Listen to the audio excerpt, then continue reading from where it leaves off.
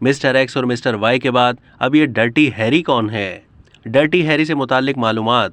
Chairman Pakistan Tehreek Insaf Imran Khan اپنے مخالفین کو توہین آمیز القابات سے پکار کر انہیں تنقید کا نشانہ بناتے رہے ہیں، تاہم جب وہ طاقتور لوگوں کا نام نہیں لے سکتے تو ان کے لیے فرضی ناموں کا سہارا لے کر پھر ان پر تنقید کرتے ہیں۔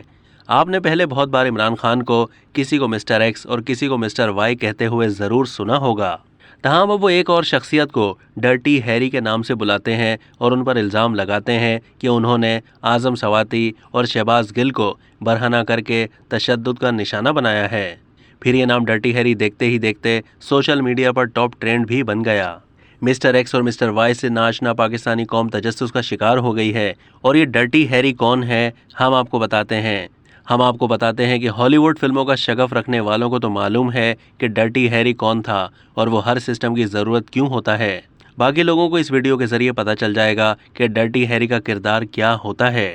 ڈرٹی ہیری کا کردار 1971 میں اسی نام سے ریلیز ہونے والی ہالی ووڈ فلم میں مشہور اداکار کلنٹ ایسٹ ووڈ نے ادا کیا تھا، جو کہ ایک پولیس افسر ہوتا ہے، اور یہ پولیس افسر خطرناک مجرموں کو گرفتار کر کے جیل میں ڈالنے کے بجائے انہیں سڑک پر گولی مار دیتا ہے۔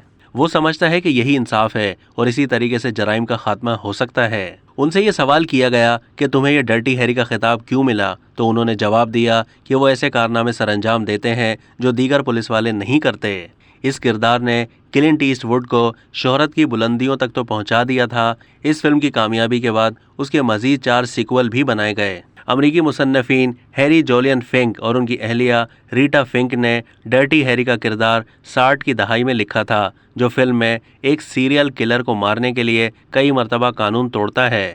مشہور برطانوی مصنف کرسٹوفر اسٹینفرڈ عمران خان کے اوپر لکھی گئی اپنی کتاب عمران خان دی کرکٹر، دی سیلیبریٹی، دی پولیٹیشین میں بیان کرتے ہیں کہ عمران خان کا موازنہ 70 کی دہائی کے آغاز میں ان کے دوست جس اداکار سے کرتے تھے وہ کلنٹ ایسٹ ووڈ ہی تھا، جس نے ڈرٹی ہیری کے کردار کو نبھایا تھا۔